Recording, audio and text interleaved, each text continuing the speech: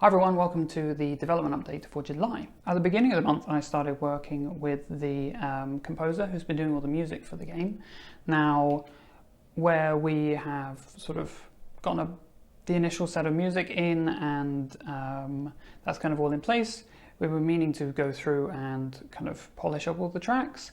And on top of that, there have been a few tracks where we thought, well, it would actually be really nice to get some live instruments in. So I've been working pretty closely with Chris, and he's been sort of sending sort of reworks and remixes of all of the music over, and I've been getting those into the game. There were a few tracks where unfortunately they kind of sounded a little bit similar to other music, so we had to sort of swap those out. I don't think they were that close, but just to make sure we weren't kind of treading on anyone's feet or causing any problems there.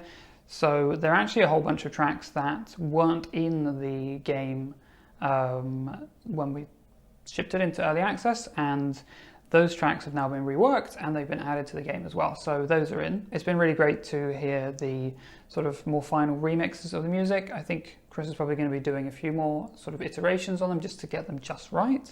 But just hearing some of the tracks now with live instruments makes a massive difference, and I think people are really going to appreciate kind of the quality of music. I'm looking forward to when hopefully we can get that stuff up on, for example, Spotify and other streaming services so that you can actually listen to the music outside of the game. Because I know there's been quite a few people who've been saying that they really want to basically get a soundtrack for the game. So I think that's going to be great too. Not a super fun task, but one that needs doing anyway. I added credits to the game. So that's one of those things that, yeah, it kind of always gets left till pretty late on, I suppose, partially because you don't really know everyone who's worked on the game, but at the same time it's kind of one of those things that you have to have in the game but pretty much no one ever looks at. So that was done. I spent a day or so just getting those in, so now we have a whole bunch of scrolling names that appear at the end, not the end of the game. You can get to those through the main menu now, so that was kind of cool to put together. It's kind of nice to see and be reminded of the help that I've gotten from various people doing sort of character stuff and doing animation work. And yeah, I think it's one of those things that sort of helps just like pull the game together. Like I say, it's kind of one of the last things you do, so it's one of those kind of weird feelings of like, oh, okay, we're getting kind of closer to the end of kind of the updates and the sort of early access period of time. So yeah, it's pretty cool. A large part of this month has actually been spent doing bug fixing stuff, and mainly bug fixing for the bug catcher update. Now that got released, towards the end of the month, and that was sort of a case where, because I think I mentioned before, there have been so many delays and problems with getting all the art assets sorted for the Desert Island update that I had a lot of time on my hands, and that meant that I could get into the bug database and a lot of the community bugs and just fix a lot of stuff. So I'm extremely happy with the amount of stuff we managed to get fixed for the bug fixer update. For the bug catcher update. And that was sort of spent essentially while I was waiting for the art content for Desert Island to get in, just constantly working on bug fixing. So there are hundreds of bug fixes in the bug catcher update. And the game feels a lot more kind of solid and polished as a result. The bug catcher update got released. That was another thing that happened. I think it's a little bit strange when working on two updates side by side, you sort of lose track a little bit of kind of the status of each of them. But yeah, that got released. There were a few issues that we saw that didn't get picked up when we were testing, to do with requests not being deliverable and a few other bits and pieces, but we got a hotfix update out addressing those. I think there are still a few issues that we're looking into, but yeah, I was quite happy we managed to get that kind of sorted pretty quickly. Alongside the music, there was an audio designer on the project. So brought on an external audio designer to look at a whole bunch of sound effects that were missing from the game. I think this is a big problem generally when you're making a game, but also, unfortunately, is another sort of problem with people testing the game, is very rarely do you play the game with audio.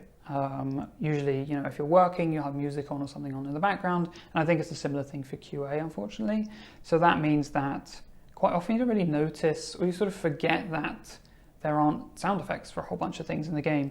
And now the last time the audio was done for the game was just before and the lead up to early access. So there hasn't really been any work whatsoever done on sound effect stuff until now. So that's like a year, isn't it? Since then. So there's a whole bunch of new stuff that we've added, things like Mayor Merits and other bits and pieces that didn't have any sound effects.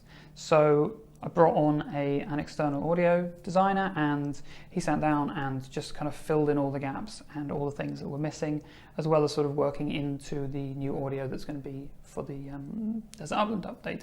Towards the middle to end of the month, the outsourced art content for the Desert Island update finally got done and got handed over. So I spent quite a large amount of time going through and basically hooking up all the graphics, making sure that, where I set up all of the prefabs and all the placeholders to make sure that all the gameplay stuff is working and testable, I needed to then go through and hook all the graphics up that came in into those prefabs and make sure that everything's rotated correctly and things like that.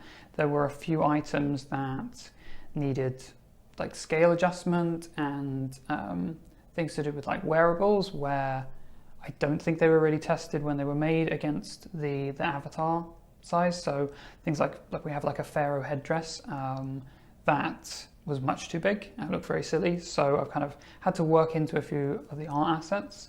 Unfortunately, because of how late that came in and the nature of how they were implemented, it meant that one of the artists at Team 17 that was supposed to be on the project didn't get any time to do any art content on the project. So there was sort of a number of issues that came across there where we'd received everything, but all the art wasn't done.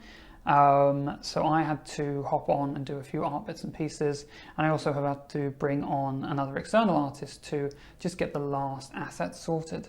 That said, the majority of the content was really great that we got over from the outsourcing studio. It was all in the game now, and that's sort of all been brought together. The remaining bits and pieces aren't that important. Everything can be played otherwise.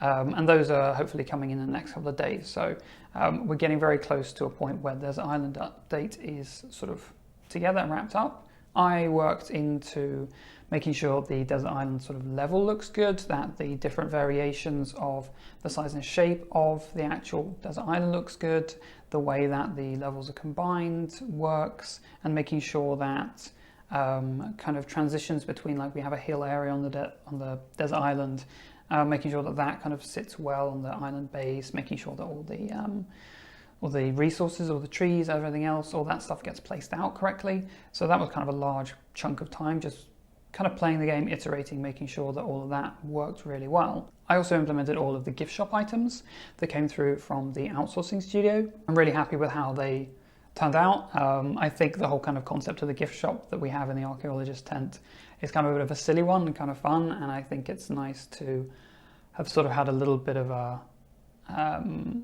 sort of a change of theme to a certain extent, doing these more kind of like they're fun and they're silly, and that's kind of the whole point, items, rather than trying to make stuff that's real world or that kind of is more sort of like furniture and stuff like that. I think players are going to have a really fun time unlocking them and playing with them. There's a whole bunch of kind of fun balloons. I think they might be my favorite actually, are all the weird little balloons that we've added, and I can't wait to see all the screenshots and pictures that people send over when they've unlocked those and started playing with them. So with all the content in now from the outsourcing studio and the artists, I pulled everything together and moved into a bug fixing phase. So despite there being kind of all the prefabs and stuff in the game really early on and testable really early on, unfortunately the QA team hasn't been able to focus on the Desert Island update. They've been primarily focused on making sure that the bug catcher update works. Now that's out of the way, they have now hopped on to the Desert Island update and verifying that, making sure it all works. Because it took such a time as well for the content to come in, certain issues that you don't really realize until you actually get the proper meshes in the game weren't visible. So there's a whole bunch of stuff that now you can actually play everything properly. We kind of realize, oh, okay, well, this doesn't work, or this is the wrong size, or there's certain problems with collision and things like that. So there's always this whole bunch of new bugs that kind of pop up as soon as you get everything together. You can actually properly start testing.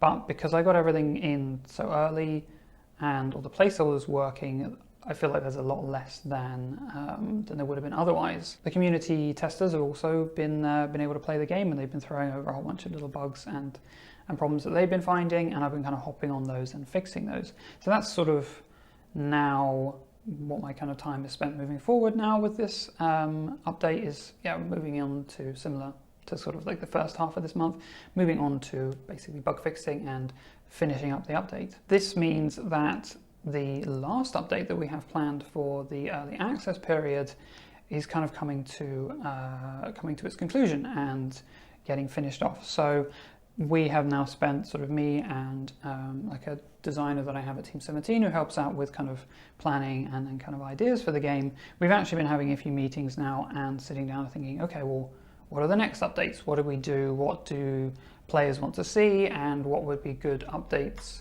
to sort of improve the game and improve the quality of life of players? We're looking primarily at sort of adding more content to the game, adding more sort of customizability, and sort of just generally expanding sort of the base experience, really focusing on that sort of stuff instead of trying to add just more and more and kind of bloat the game a bit too much.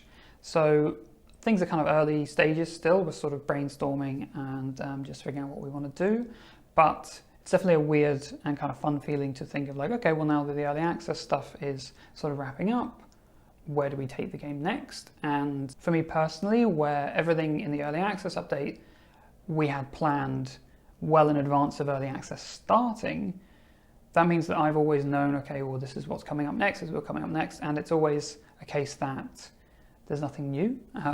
Everything's sort of, although, within each update there are things that are kind of new and interesting, it's still, everything's essentially been planned a year in advance. So it's really refreshing to start thinking about, okay, well, where do we want to take the game next? Where do we want to go with updates? And that's definitely been quite refreshing to start thinking about that stuff. On a more personal note, I will be, now that we've got all the majority of the early access stuff all together, I'm actually going to be moving into sort of having slightly shorter work weeks, primarily because I need to sort of like recharge.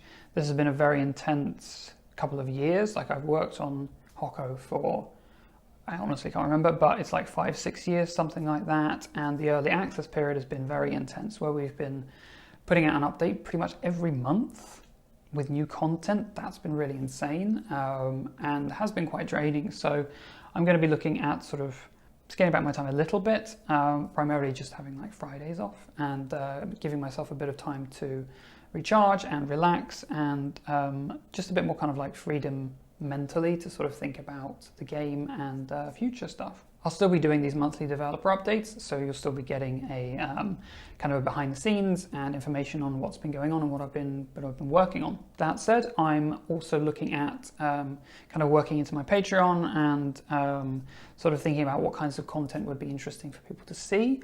Perhaps more kind of behind the scenes stuff, going a bit more in depth of kind of how some of the systems work, how parts of the game are built, and just try and give people maybe a bit more of a kind of deeper insight into actually what goes into the development of the game and kind of my thoughts and processes as I'm working. So that wraps up this month's developer update. It's kind of a mixed bag this month of getting updates out, getting new things into the game, and finally getting to pull all the stuff together for the Desert Island update. I'm really happy with the amount of stuff that got done this month. Especially towards the end of the month where the content of the Desert Island update has started coming in and it's no longer sort of placeholders everywhere, and I can feel like, oh, actually this is kind of turning into something really nice and something that players are really going to enjoy. There we have it. That's everything for July's developer update. Thank you very, very much for watching. If you have any thoughts, comments, all that stuff, please do let me know down below. And yes, thank you for watching. I will speak to you again soon.